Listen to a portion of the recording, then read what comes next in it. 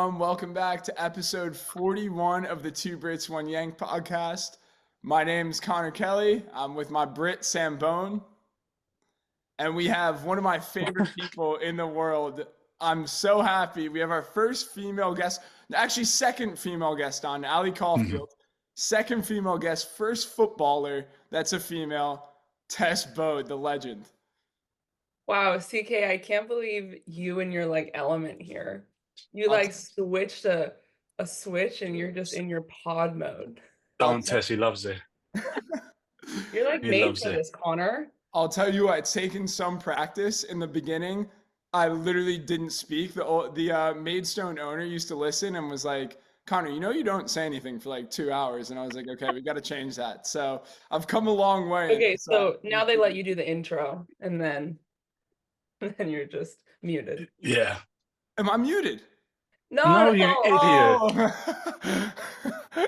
All right, there goes. Yeah. All right, moving on. You see, back to reality.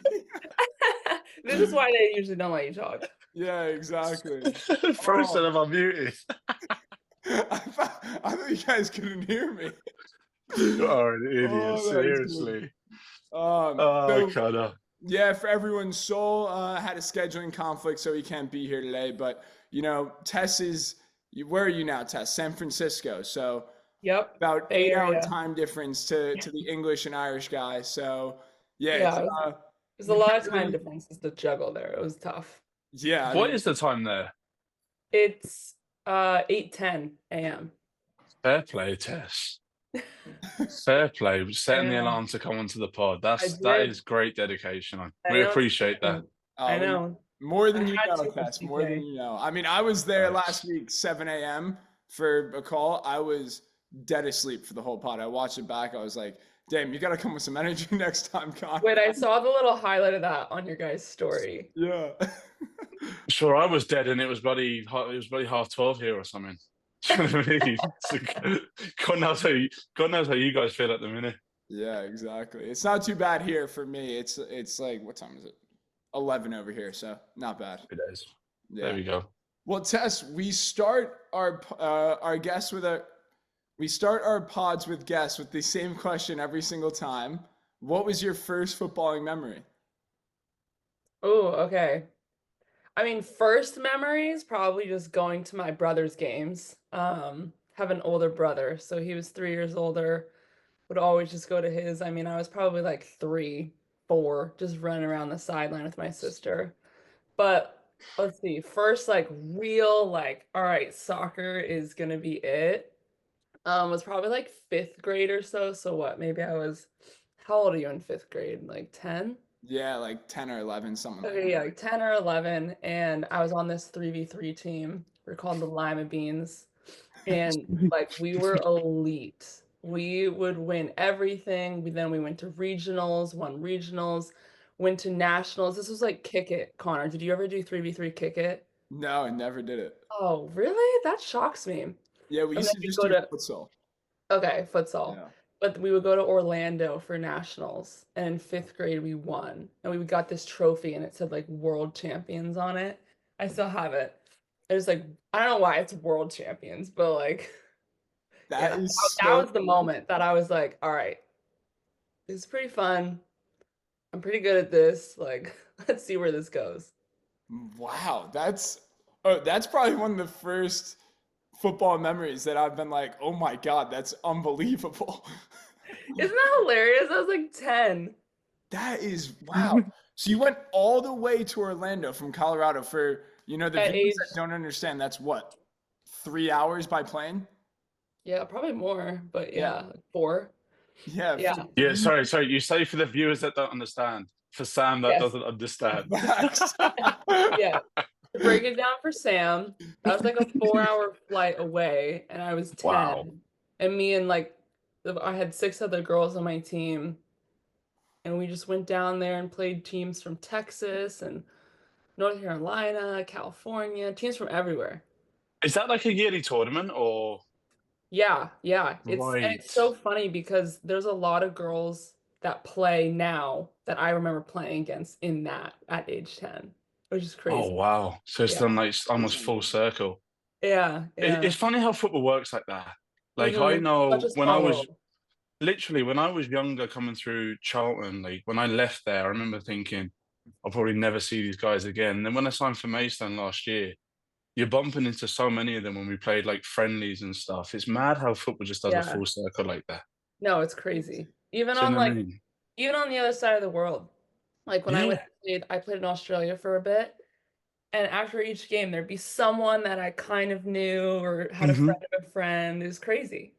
But we're always like one contact. I always say it, we're always like one contact away from like someone Everyone in the soccer huge. world, basically. Literally, like I could get a hold of Mbappe, I Messi. reckon. If I was Messi, I would love to get a hold of Messi, but you're always like that one contact away, aren't you? Like say if we went through like Stroudy, and Yeah. then Stroudy got a hold of someone that he knew who played for Inter Miami. Like it's mad how like say if I was on my deathbed and I wanted like Messi to give me a video or something, it'd be easy to get a hold of it. Kind of, I Yeah. can see you smiling there, but you know what All I right, mean? Sam, I want to see that. Let's give Sam like a week and let's see if he can get it. Well, Oh Boney, Jesus. it's funny you say that actually, because I was with Peter Stroud at a Devils game this weekend. It Mm. was ice hockey, and he was with one of his boys, Cam Harper, who is a Rebel player who played at Celtic, and he knew Kerr really well, who lives with Sam. I'm like, That's what I it's mean. such a small world. Oh, that's crazy. Honestly, Yeah, it's so small. yeah. Um, Tess, why football? Like out of all like the sports in America, and you touched on it there with your brother and stuff, but like was he like a big impact on you growing up and playing soccer? Yeah, definitely. I mean, both. So I have older brother, younger sister, Hmm. and we grew up doing a lot of sports. So I did three sports all the way through high school. It wasn't until college that I just did soccer. Um, Right. but soccer was the one that all three of us did, like Hmm. all year round. Which is hilarious because my parents, I mean, they didn't know a thing about soccer until we started Hmm. Hmm. yeah, like my mom played college basketball. Really? Um, Wow. yeah, and then my dad just kind of did other random sports in high school. Um, but yeah, my mom like fell in love with it when we started playing. And so maybe when I was like around that time, age 10, she loved Arsenal. She loved Thierry Henry, and she would put those games on all the time. And I remember just like falling in love with it. Yeah. So Yeah. your environment was basically football then, as you was growing up. Yeah, yeah, it was Right. kind of like my mom falling in love with it and then me learning as Yes. well. You know I obviously knowing you all these years, I didn't know you played three sports in high school. That's pretty rare. Like, and Yeah, football a lot of the time in the U.S., I feel like make you specialize on it. Like, they I had to totally. make a decision between football and tennis when I was 12, and I barely touched a racket after that. Yeah, it's crazy. I don't know how I like slipped through the cracks like that because looking at most of my peers and even my sister who was 3 years younger, she had to make decisions a lot earlier. Yeah. But the men's and women's was definitely different growing up. Like I know DA, you guys had a lot more rules and everything. Yeah, like we Um, couldn't play for our school, which was terrible. Probably yeah, good for development, but stunk at the yeah, same. probably got you to Duke, but Yeah, and exactly. NC. Um, but yeah, I played basketball, track, and soccer all the way through senior year. Wow. Wow. Do you Yeah, think playing those sports helped you in soccer? absolutely. Absolutely. Like whenever people ask me like, "Oh, what's your advice for young kids?" Every single time I say, play as many sports as possible, even if you know soccer is going to be your thing. Like I just felt Hmm. like fitness-wise, overall health, like making me better. And then I think once I went to college, like that's part of why I think I improved so much in college because that was the first time that I was like, all right, it's just soccer. How did it look like you getting to college and getting to Duke? What was the recruiting process like? Were you someone who got recruited really early, kind of was middle of the pack or later? I was literally calling and emailing schools before I knew where I was going to high school. Wow, It's because the crazy. girls used to be Like, so different. yeah. So Sam, did you play in college or did you go straight? I know like England sometimes can go either way. No, so the way I did it was I finished school. What's that? the equivalent of kind of like high school, would High you school, say? yeah.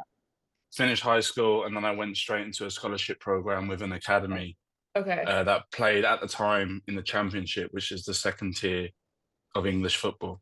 And I just Okay. did my scholarship, and that's sort of how you transition and into men's football that Yeah. way. Okay. So this college stuff is gonna seem so foreign to you then. Don't worry, Literally. I've done it. Connor's told me, but obviously when Connor speaks, it goes in one ear out the Yeah. other. So Yep. this is all new to Exactly. me. Very fair. Yeah, Sam's like, I've never heard of this before. What is this college? Connor, you can tell. It's tough. Um, Sam didn't go yeah. to school past the age of 12, so he won't know. Idiots. Okay, Idiots. fair. Sure, I might as well have. I might as well have finished school at 12. So I was basically like 12, 13, getting calls and emails from schools. Now it was weird Mhm. back then because they had to go through your coach. They couldn't contact you directly. So it was like my club coach relaying, okay, this team, this team, this team. We're gonna set up a call Saturday at 10 a.m. Mhm. But I think I've committed my freshman fall. I can't remember if it was freshman or sophomore, but I think it was freshman. It was like Mhm. very early into high school. I committed verbally to Duke. That's Wow. crazy. Yeah, because I remember for the girls, it used to be so much earlier. Like I committed Yeah. really early for a boy. I think I was like the 5th guy in the country committed, and I committed the end of my sophomore year. Meanwhile, on the women's side, Duke had most of their Yeah. class We done. probably had pretty much all of our class done by then. Yeah. Sorry, but when did you start college? So What age? you start at 18, Boney, and But the test, when did you verbally agree? What age was that? 14? 4 years? What? it's crazy. Yeah. And there's now more regulations, so that happens less and less. But on the women's Right. side, and even some men's sports like men's lacrosse, those guys Yeah. would know where they're going to high school before, or they would know where they're going to college sometimes before they knew where they were going to high school. I knew I was going to college before I could drive a car. Like it was crazy. That's it Yeah. is crazy. But what happens if are you going to college? Is it for football, soccer specifically? Like, what happens if you like but like, say what happens 2 years in between that? So when you're 16 test, you're like, actually, soccer's not for me anymore. Like, what do you do then?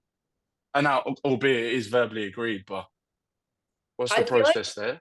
I feel like I don't see that happen as much, but what I do Right. see is sometimes girls would commit and they'd be, top 10, top 20 in the country, and then 2 years later, they've just really fallen off. And it's like, oh, they committed to the best school in the country and now they're like the worst kid on their club team or something.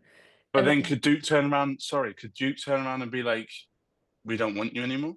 they technically could, but it was like really taboo. Like certain schools would get away with it, like Stanford would kind of had done that a couple times. Mhm. I remember they got a little bit of like a rep about that. They're like, oh, they're Right. not as, like if you commit there, like it's a risk. Right. But yeah, it's kind of wild, especially for like females, because Mhm. kind of in that age, like 14 to 18, physically, obviously you change a lot. Of And course. like that affects a lot of your sport. So it's really interesting. Yeah, well, Boney, that happened to me where I didn't commit at 14. I committed at 16, and I got injured, and I probably played 10 games in those 2 years. And Mhm. fair play to the Duke coaches, they really stuck by me. But if it had been another program, and listen, I think a lot of the time they want to keep the good name of the program. They don't want to be known as, oh, we drop kids whenever something happens. But, Mhm. I think at a different program, I potentially could have gotten dropped just from not being fit. But they stuck by me, and then I didn't miss a game once I got there. But it was, Right. yeah, I was definitely really nervous about it. You hear like all these horror stories. And come here, that's how you two obviously know each other then. Yeah. Right. And how Reddit the Duke. I feel a little bit out of place here. I knew I should have stolen one of your tops when I come to New Jersey, Connor. I'll bring one back over to Ireland soon. No I thanks. don't know if it'll fit you though. I'll have to get the oversized one, bro. You're about 8 inches taller than me. Don't disrespect me. Don't I, disrespect me. you talked over me because I was gonna say you're taller than me, but I like how you took it. Oh, How was that then, Tess? Because I've got in my notes here. Was it the champion? I could be completely miles off it, but 2022, 2023, NWSL champions, is it? that's professional, bro. Oh, Okay, you fucking were so close. sake. You're so close. I did warn you I'd come up with a stupid question. You're so close. Well, okay, so in college, were you talking about at Duke? Yeah, like Mhm. kind of take us through how your career went at Duke, even though I know Yeah. for Sam. Okay. All right, Sam. So first year I got there, we were really good. We were number one in the Right. country. We went undefeated in the ACC, which ACC is the conference we were in, and Mhm. ACC for women's soccer. There's some debate, but I would say It's the it's the best. best. It's the It's best the best. conference. Like Mhm. it's the best conference, the most competitive. So going undefeated in ACC is like unheard of. So my Mhm. team was so good. I didn't play. I hardly sniffed the field. I was pretty much on the bench unless we were up by like 3 goals. Then I could go in. Then are in the tournament. It was like second or third round. I can't remember. I think it was Sweet 16. So 64 teams make the tournament at the end of the year, and that's where you like compete. I don't know if you ever watch because no English teams do that format, right, Connor? Like No. that's It's American style. it's kind of like you go into a Champions League knockout stage, basically, but it's only one Mhm. game. Yeah. It's one-off Yeah. games. Okay, so Mhm. that's like our postseason tournament. 64 teams make it. There's like 300 and something college teams. 64 make it. In the third round, so the Sweet 16, I get to go in because we were playing pretty well, smacking this team, and I got my first career goal. And I remember like my coaches after kind of coming up and being like, that was pretty good. And then like from that moment on, they just like I didn't play so much like the rest of that postseason, but then I just like kind of started to play a lot more in the years to come. We had some like on and off years through there, but then my last year we were number one in the country again, and but we never actually won the national championship, which was really tragic. Yeah, it's 'Cause we it's should so have. the Two thing different years we is should have. the thing about college soccer is it's just so hard to win it. You have to Yeah. be the best team throughout the year to be considered number one, and then you have to go unbeaten with a target on your back. I would say Yeah. with how the tournament is, it's rarely the best team that will No. be Yeah. champion. You Mhm. have to, it's all about peaking at the right time. Like, Exactly. Mhm. if you go undefeated through the season, sometimes you go into the tournament kind of like, okay, like, we might have peaked too early, and now we're the team that everyone wants to smack. Yeah. Right, okay.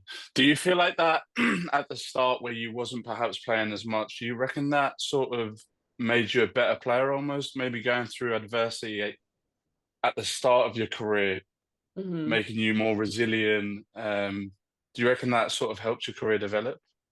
Oh, absolutely. Hmm. Absolutely. I Hmm. think, I mean, from the time I was like 10 on that team that we, won world, I've never been like the best kid on a team. Hmm. I feel like I've always been like kind of the top two or three people. And I Hmm. think, except for, like the periods where I also didn't play, like, Hmm. I think like freshman year, even like sophomore year, I had some on and off starts. Hmm.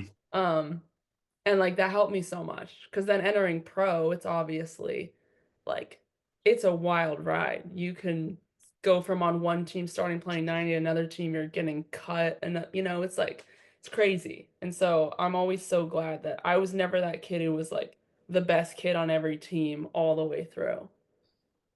Yeah, I will say as well, like, being in school with you and you're a year older than me, so I came in ahead of your sophomore year and you wouldn't have been considered like one of the main girls on the team. And by the time we left, it was like the Tess Boade show. Like it was all about you and like you're doing so well. And I'll tell you what, it was a pleasure to watch you play. Like I've always loved how you Oh, play, like really thanks, creative, Connor. very technical. And yeah, I think that shows as well you've been resilient enough to go through tough patches to, finish where you were at in your college career. And I know, now we'll move into it. Your professional career hasn't always been all ups, and you're in an amazing spot right now. So again, that's just a testament to you, isn't it? Oh, well, I don't know about that, but I think it's definitely a ride. I mean, you guys know too, like pro sports is just like a different beast, man. Um, Hmm. but yeah, so I mean, my pro career started kind of like on a weird note, because it was COVID. And so this is all gonna be make no sense to you, Sam, but we have this thing called a draft. Right. No, I have Um, heard of the draft. Yeah, okay, because I've told him how many times I was slighted in the draft. I complain about it all the time to this day. yeah, Sam's like, oh, I know the draft. Those things suck. Um, so basically they changed the rules. It's my senior year. COVID happened. They added everyone a fifth year because we didn't really get like a senior season. Season was Hmm. basically canceled. Kind of ended up having like I don't know, like a half season Connors, like a weird, right? Like it was It the was so bubble thing. strange. It Yeah. was like you finished the year playing the same amount of games, but it was broken up into half and half. Yeah. Hmm. So pretty much majority of the top players decided I'm not going to go pro this year. I'm going to go one more year. And honestly, at the time, I wasn't even sure I was going to go pro. I think I was a little more like locked in on my studies. And I was like, okay, maybe I'd go play pro for a couple years overseas, which also at the time, the women's league here, you didn't make enough money to like really just have one job. Like you kind of had have another job on the side. Hmm. I was like, not really my plan. But a day before the draft, they changed the rules and they're like, okay, you can draft anyone who's played 3 years of college. It's kind of like the MLB draft here, Connor, right? Like, Yeah. yeah. Whereas usually you have to sign up, like to put your name in. But essentially, And like a couple days before the you can't draft, go they back were, to school usually if you do it. yeah. Right. But a couple days before the draft, they were like, okay, we don't have enough talent signed up this year. Like, majority of the players are choosing to stay, blah, blah, blah. So they changed the rules a day before. Long story short, I'm like basically going to bed. My roommate comes in. She's like, wait, Tess, I think you just got drafted. We turn it on. I get a call from the GM. I'm like, oh my God. Like, I did not expect to get drafted. Hmm. I was the last pick, 40th pick, Nice. to New Jersey, New York, Gotham, which is crazy looking back on that. Yeah. Wow. I remember like you being in, because again, we used to live down the hall from each other. I used to go in and out of their room, and I remember speaking to you about it that day, talking about the draft, and you had no expectation whatsoever. Yeah, yeah. No, It's I was like, oh no, no, no, no. Nothing's happening there. And it's then all of a sudden that night at like it was like 10 p.m. or something. The draft would like run so late. I was like literally in my bed watching Grey's Anatomy. But you can watch the draft, right? It's not, Yeah. is it streamed? Oh, so you literally, no, like I'm just gonna watch Grey's I, Anatomy and you I thought watched nothing like the of it? first round or so, but like I mean the draft here, Sam, like I mean the NFL draft lasts 3 days. The Wow. NWSL draft lasts like 4 or 5 hours. Like Hmm. it's hard to just sit and watch the whole thing, you know. Of So by the course. end, I was like, yeah, I'm not watching anymore, you know. It's just some random people getting drafted. And then yeah, then my phone started ringing. Wow. How was that Yeah. for you? That must have been incredible, right?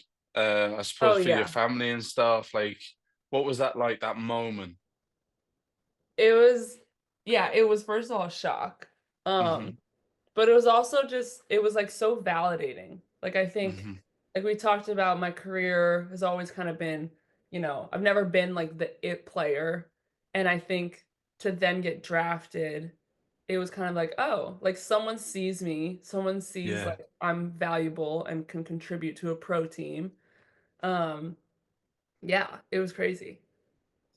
and you went back for your fifth year, right? Yeah.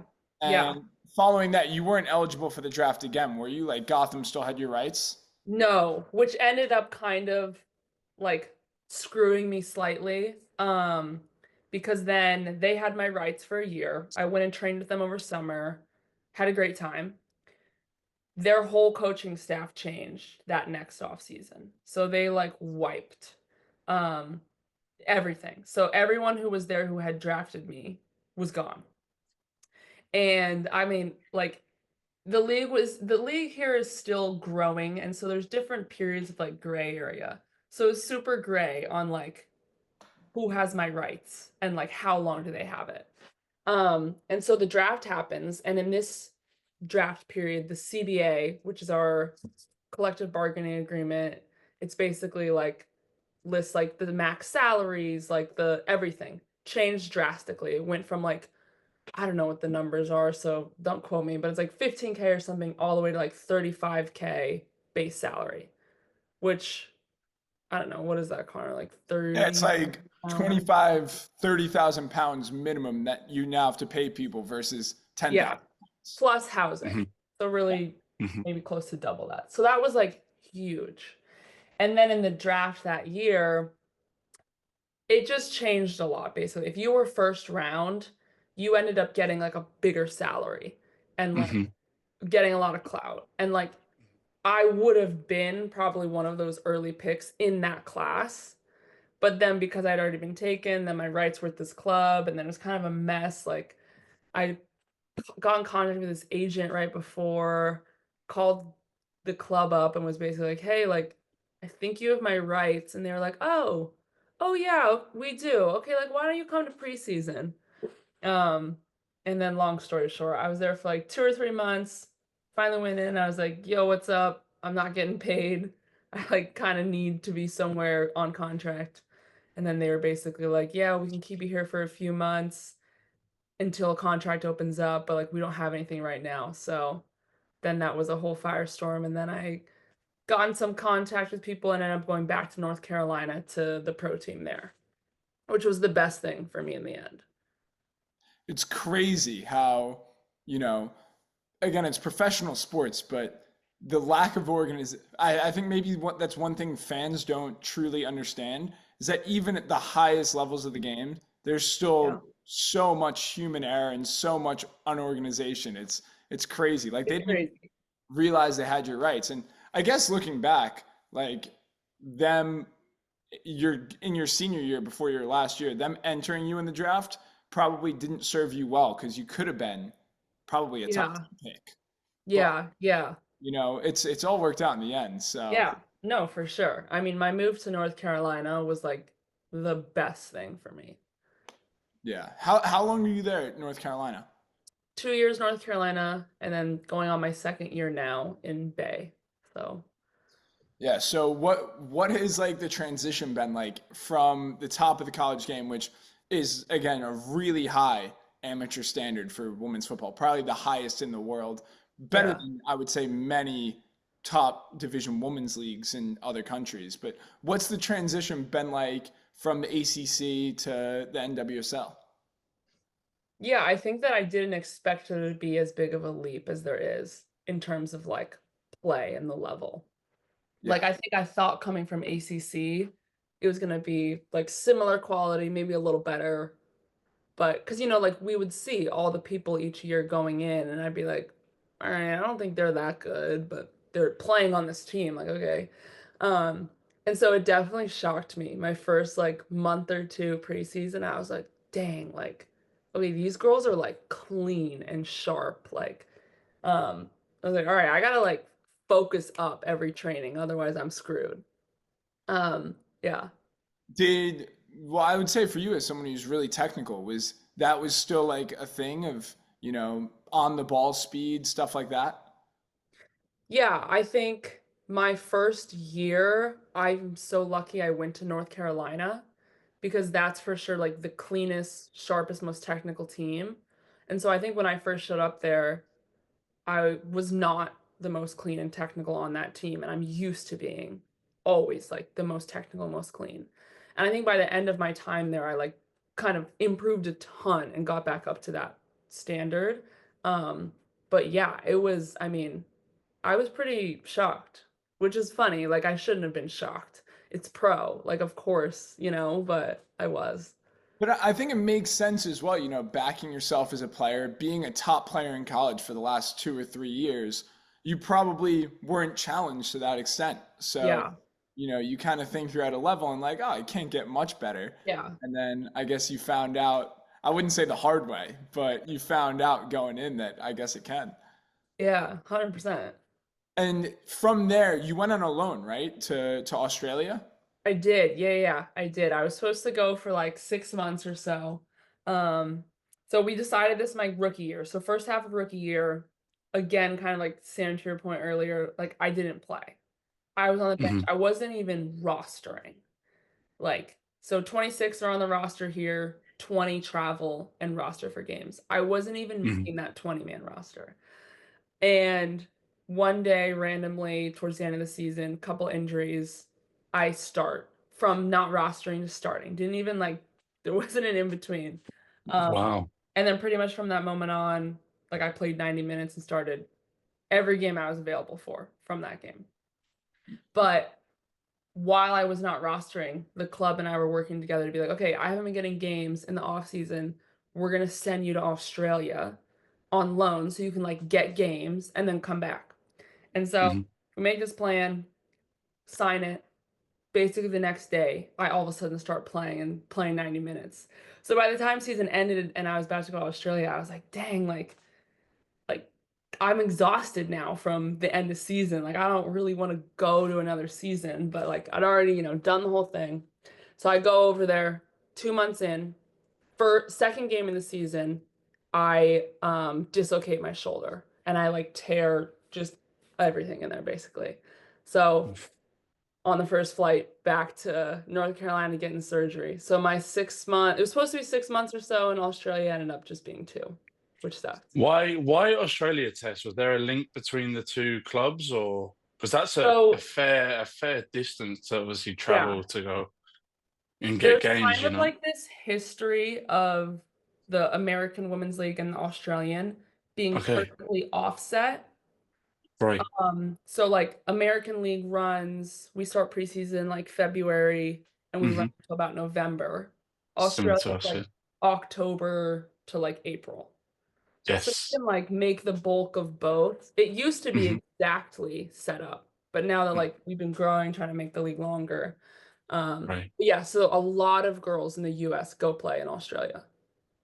And I'm also intrigued. Like, what was your mindset like? Because I think it's important for viewers as well. Like, when it's not going so well, I suppose it's easy to be like, oh well, it's not going well for me. I'm going to drop my standards. Like, what was your mindset? Did you always stay ready? Yeah. Yeah, I mean Hmm. you have to because 100%. I forget where the team went. It was like Kansas City or something. And I stayed home. And 5 days later, my You're coach is starting. telling me, you're starting tomorrow. Yeah. Like, and if I Really. wasn't ready for that, like, I mean, you guys know, you can't like fake it. When you're in the starting 11 and you're out there, like, if you're not ready, it is glaringly obvious. And then Hmm. not only is like your coach pissed, and your teammates are like, what the hell? Like, why are you not fit? Why are you not, like you had to stay ready. And so, There's no and I mean, place to I played hide. 90 minutes that game after not playing a single minute, like, I don't know, for 6 months or so. Like, I mean, I was crushed after the game. Like, my legs were so sore. I can imagine. Well, Yeah. it's crazy as well to just have no transition period, as you said. That happens. People get bombed out of squads. Maybe coaches change. You get brought back in. But to go from 0 to 90 in a top Yeah. team, that's crazy. In your first season as well, like you hadn't even experienced the level before. It's crazy. Yeah.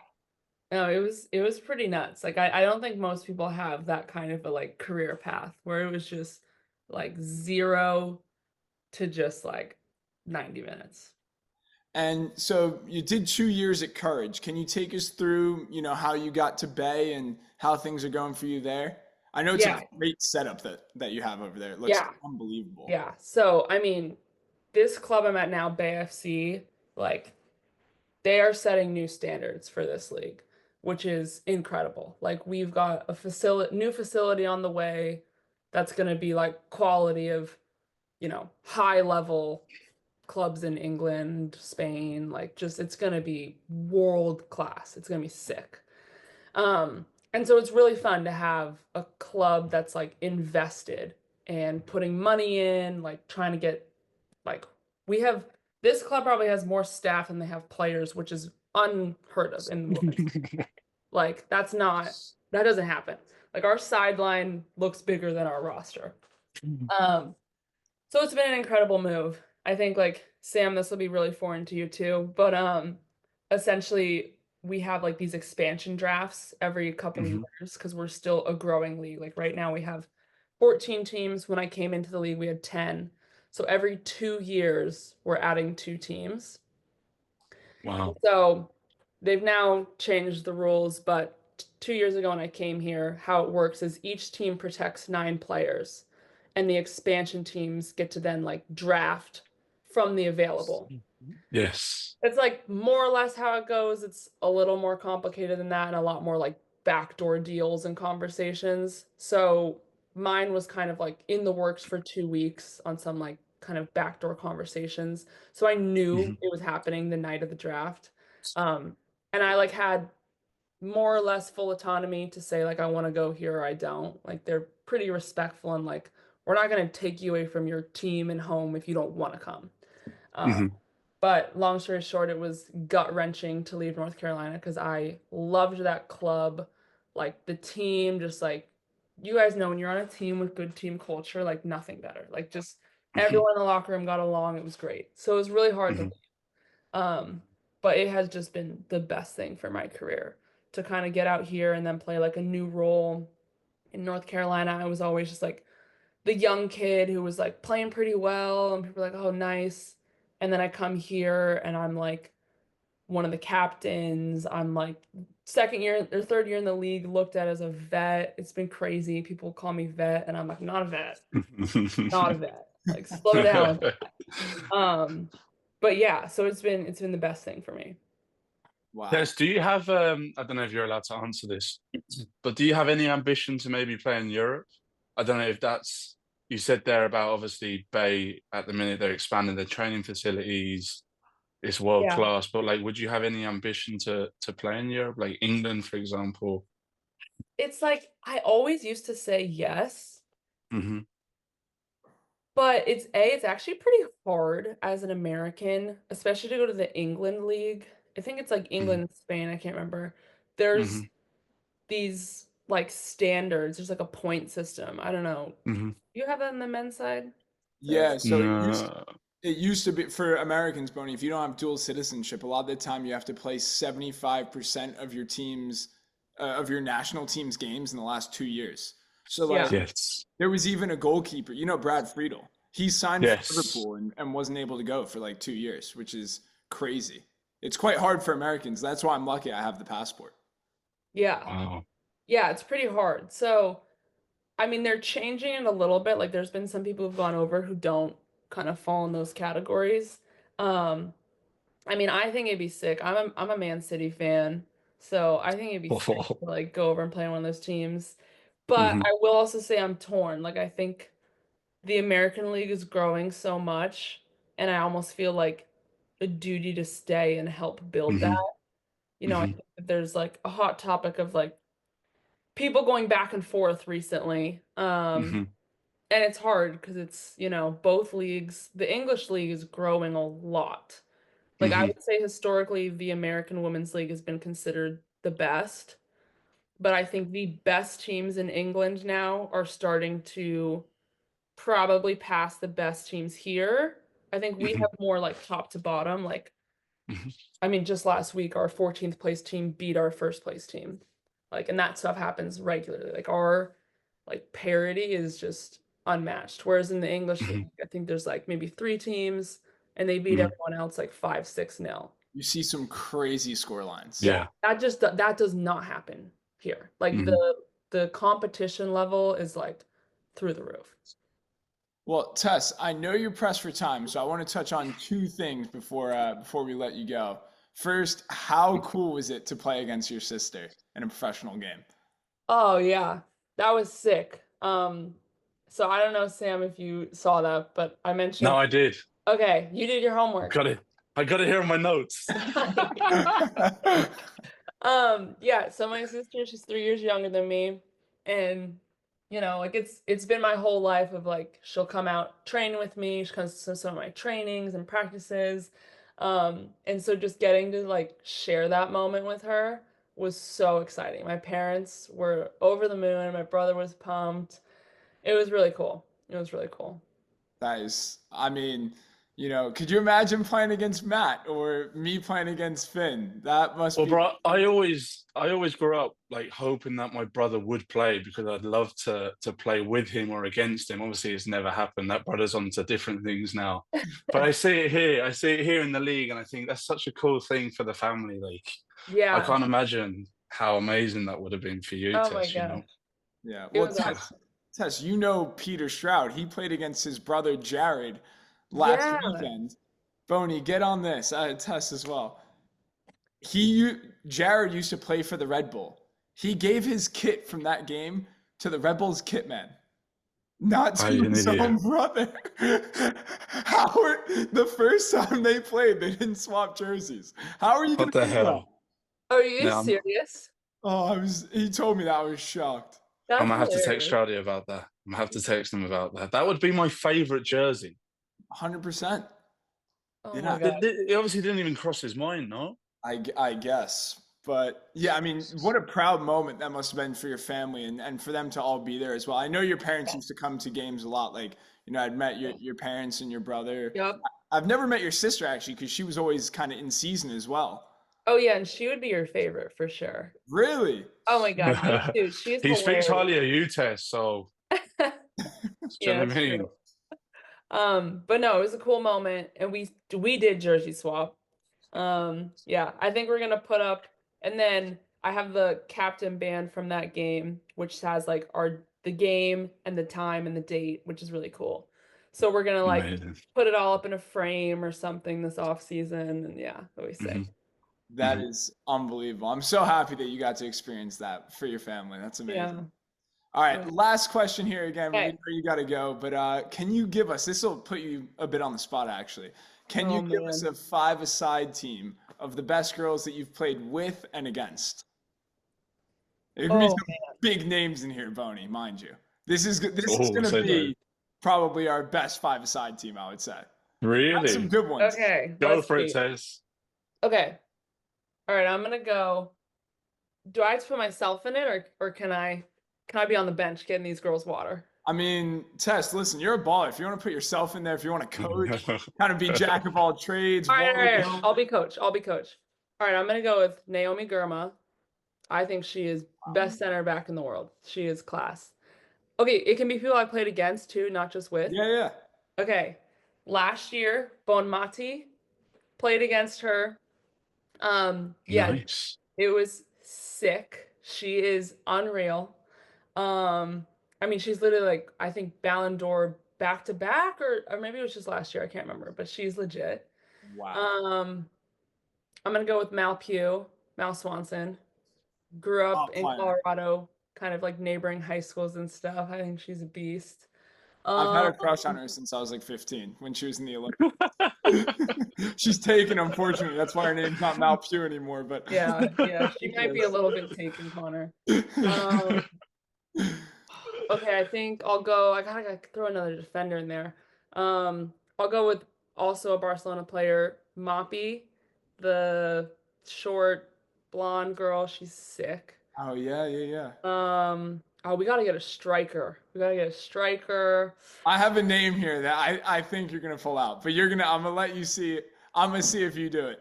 Oh no, what if I don't do it? Um, oh, I don't know, guys. This fifth one's hard. Who are you thinking of, Connor? I'm shocked that you haven't said Marta. Oh yeah, Marta. That's Okay. like On the spot, it's a little hard. I was like trying to Of think of the course. teams. I hadn't gotten to Orlando. Marta, that's a good five. I mean, that's probably just like the best five women in the world at the minute. Yeah. I Yeah. mean, and again, it must be so cool to play against all these girls that are internationals. And hey, for you, I would love to see you one day put on the Stars and Stripes. That would be like the coolest thing ever. I know. That's when we do part two, baby. That's Yeah, when we bro. do part two. I'll tell you what, with the way your career is going, we're definitely gonna have you on again in the coming years. Oh my God, I love it. I love it. Well, this was so much fun. It was so nice to meet you, Sam. I've thoroughly enjoyed it. I mean, this is a little bit sort of out my not comfort zone, but a little bit blind to it almost. But No, this you is did why I love great. doing. No This is shame why I for love it. doing the pod because you get to learn new experiences, new cultures, meet new people. So, Yeah. like I said earlier, Tess, to have you on. I mean, what's it there? It's like 8:45 or something. For you to make the time, we appreciate it greatly. I'm getting emotional. I'm doing what Connor does. Oh I man, here slur we my go. words. I start slurring my words and get emotional. But no, listen, we appreciate it. And like I said, it opens it up for our viewers as well to learn a little bit about the women's game and American stuff. Yeah. So we appreciate it massively. Yeah, yeah, of course. All Yeah, right. And I apologize for coming out with my stupid notes as well. What was it? No, no, The no, no. You don't need to reference it. NWSL college champion. NWSL College Champion 2022-2023. I have it right here. Yeah, it's all right. You know what? Actually, you weren't wrong. It was Challenge Cup. That was NWSL Challenge Cup champion. So you were Yeah, really I was and really close. Well, I'll yeah, take yeah. it. Do you know what I mean? Okay. We'll give it Yeah, to you. I'll take it. All right. And Well, Amazon Prime broadcast it as well. I had that in my notes as well. So I was prepared, but I failed. You were. I'm impressed. I'm very impressed. Thank you. I appreciate it. all right. Well, hey, as we said earlier in the pod, we definitely want to get more women's footballers on. So that's something we'll definitely look to do in the future. And I Yeah. think this was the perfect place to start. Tess, you're a natural. I might have you replace Boney in a couple episodes because You the idiot. notes have been Idiot. pouring. Idiot. I won't say it, but I've been here for every single pod. Oh man. Yes. I might mess up from time to time, but I've been here. 41 episodes, baby. All right. Well, all right. Tess has to go to training, so we'll let you go, Tess. But again, thank you Okay. so much. And if you guys enjoyed, please like, share, and subscribe. And we'll see you in the next one. Peace. All right. See you Peace. guys. Oh, Tess. Awesome. Oh, she left.